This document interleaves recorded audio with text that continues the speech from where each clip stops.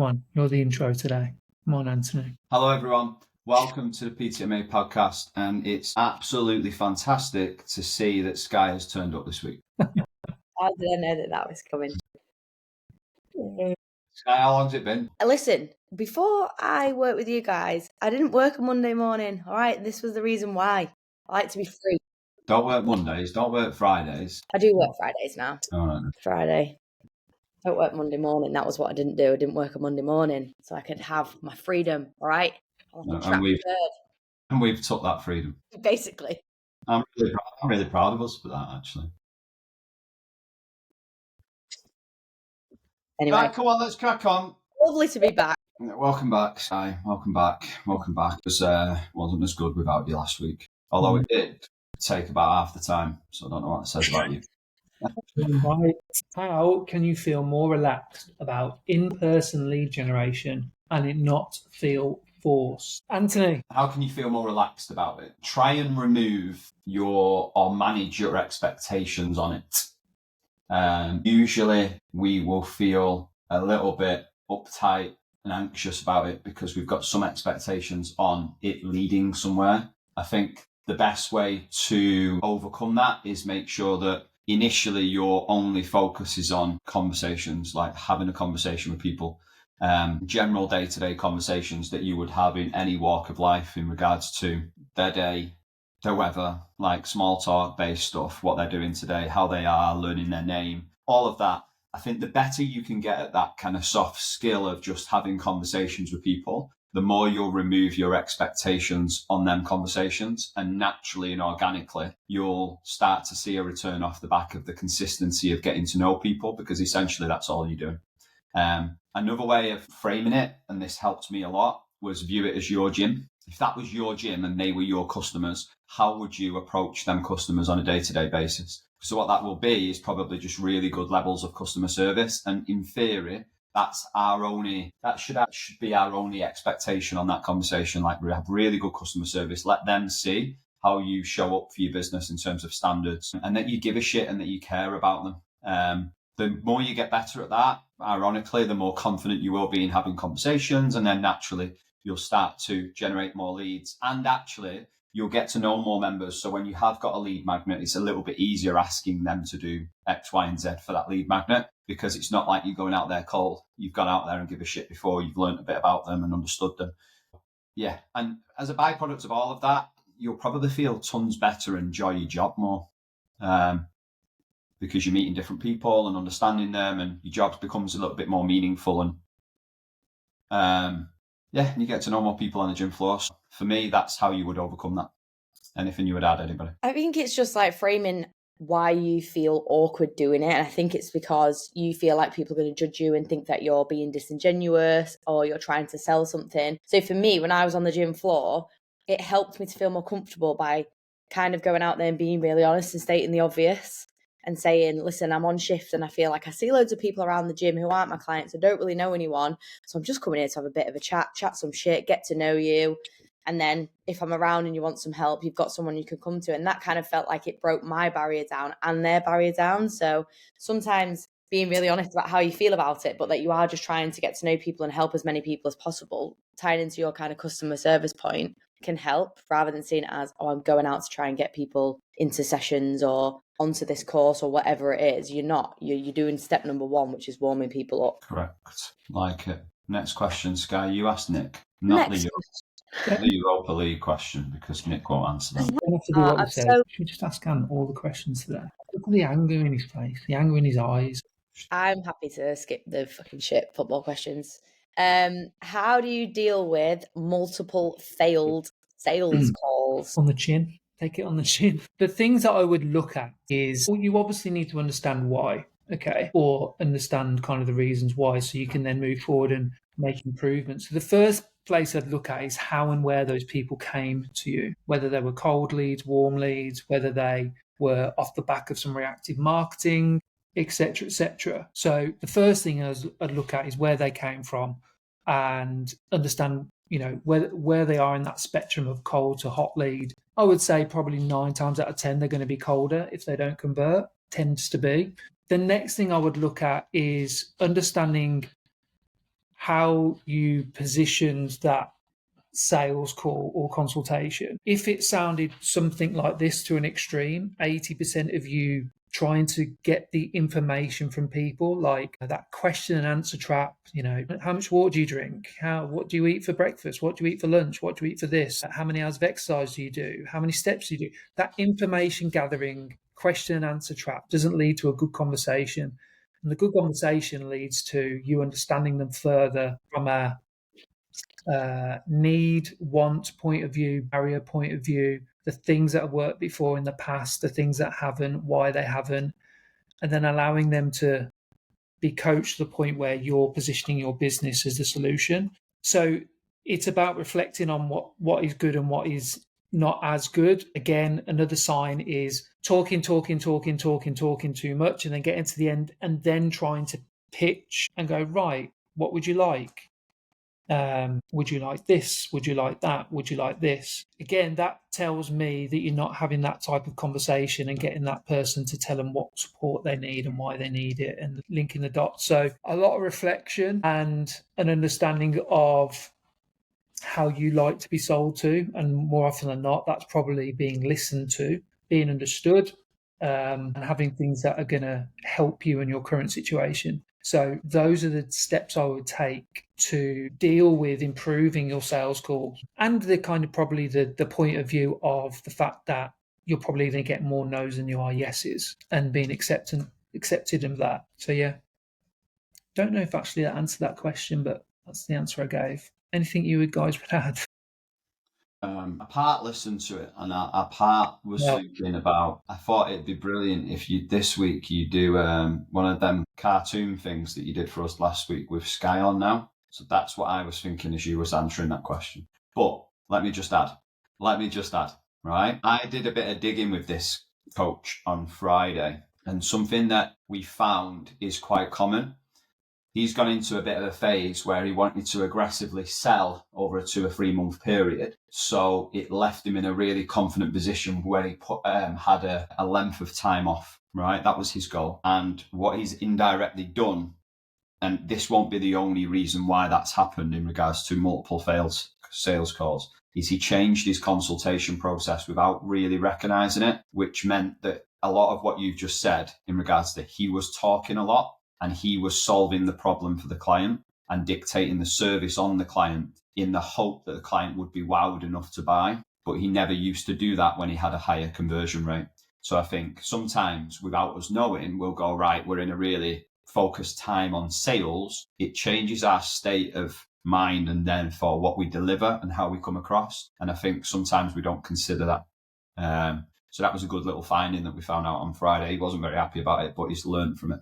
So that also can happen. Semi-useful, I suppose. Story of my life, Nick. Semi-useful. Next question, please. Proudest moment as a business mentor. Sky's not answered the question yet. I have.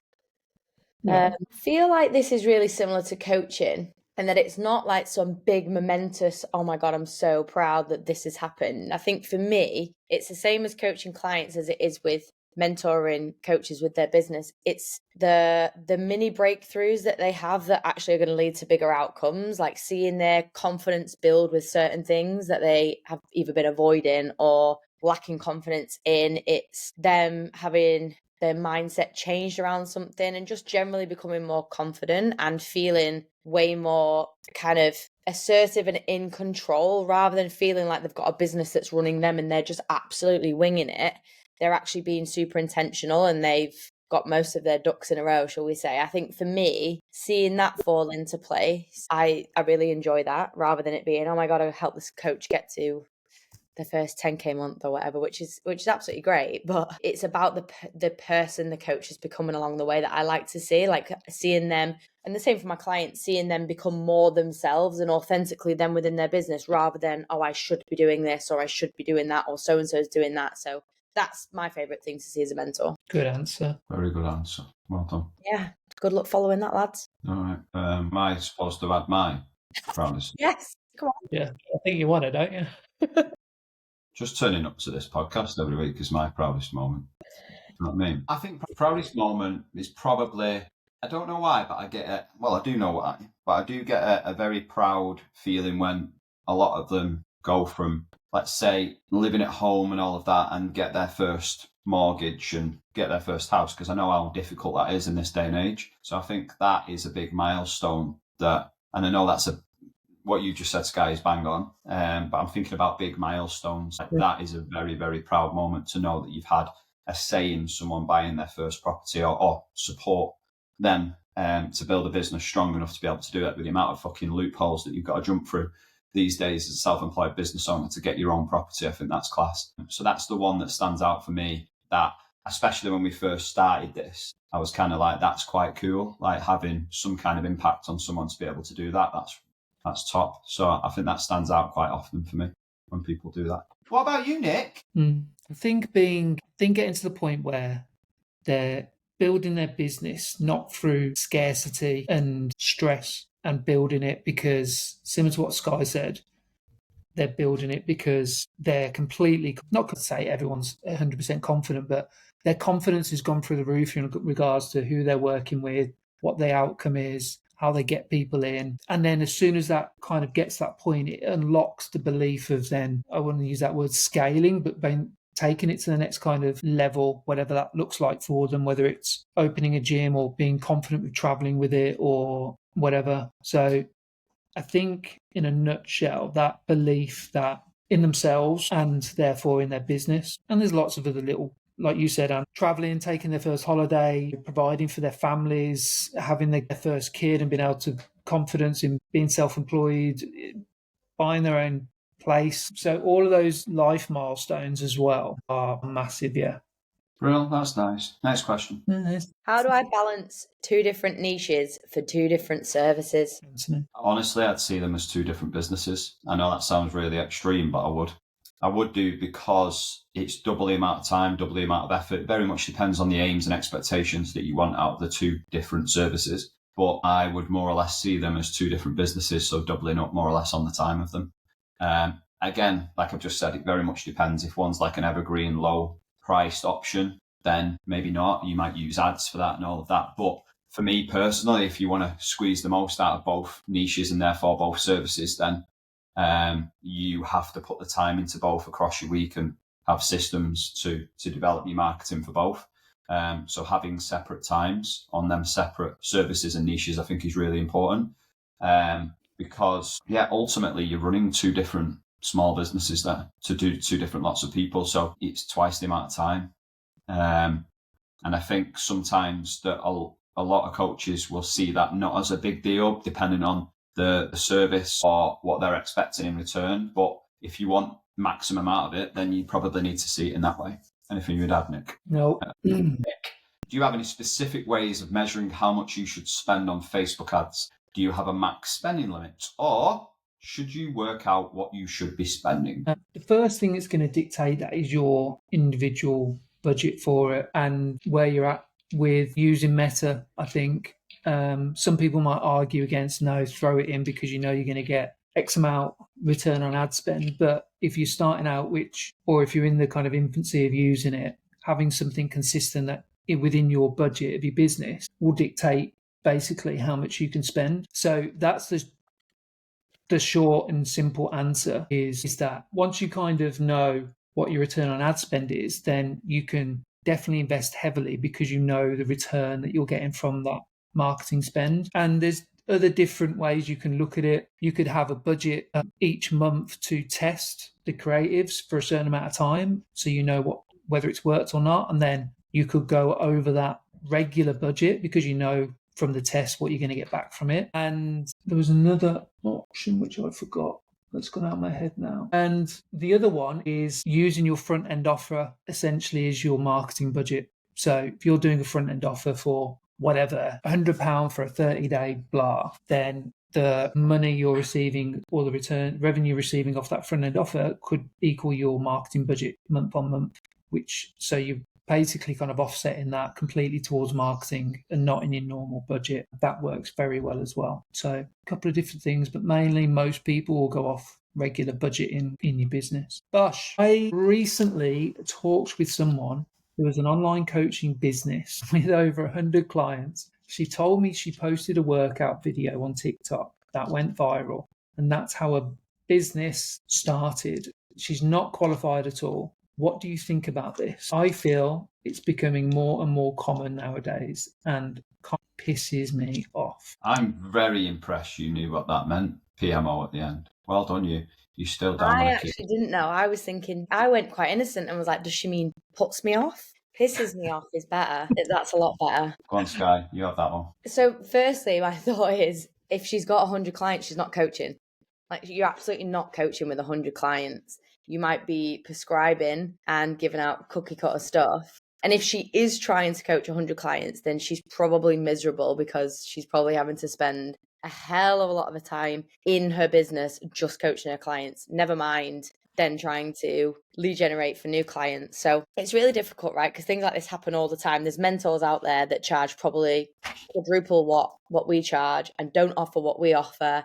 And I'm driving around Dubai in Lamborghinis and giving it big licks. I think you have to just keep in mind that just because someone's doing something that sounds great on paper doesn't mean that it actually is great on paper. It doesn't mean that she's going to be doing that long term. If she's never ever had to market herself, do any lead generation, she kind of started a business by accident, how long is that business actually going to last? She's got to then make sure that she has another workout video that goes viral again. That's not a very sound business strategy. So with anything like that, I see it all the time with coaches that are in my industry that are doing a similar job to me, charging things that I just would never charge. I just have to stick to what makes me feel good when I go to sleep at night. Am I doing things within my values? I could earn more money if I wanted to, but I'd have to step outside of my values. I'd have to do stuff that I don't agree with, that doesn't sit right with me, but be okay with it because it's bringing me in more money. So with anything like this, if it triggers you, that's cool, that's fine.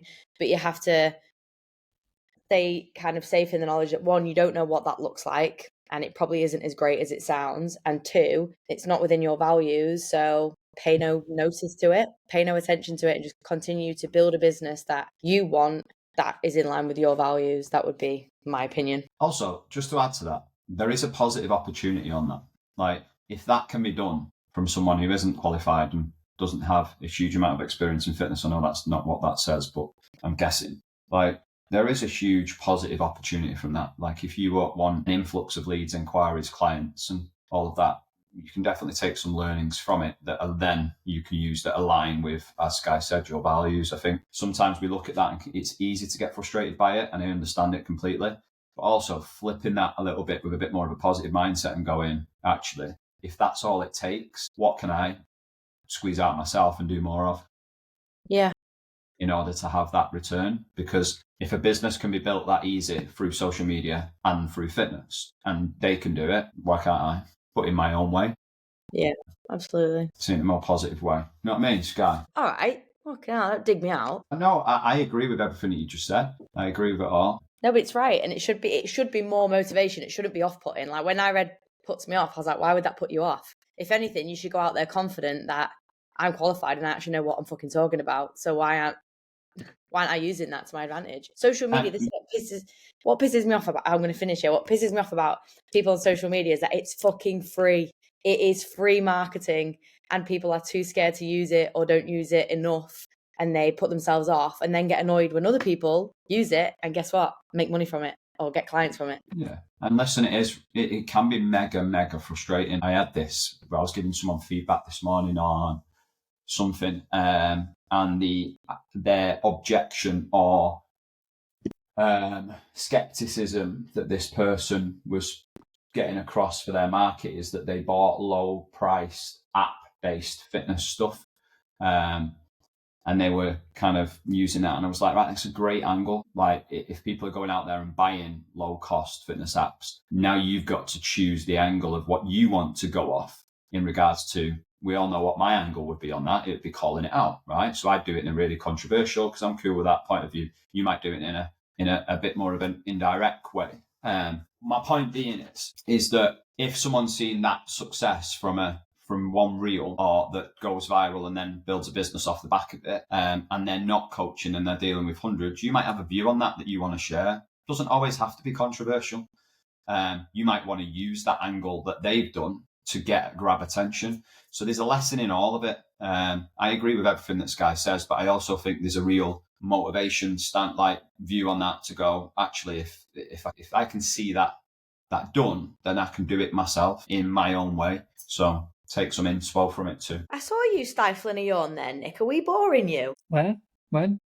I saw your little face going like, He was definitely.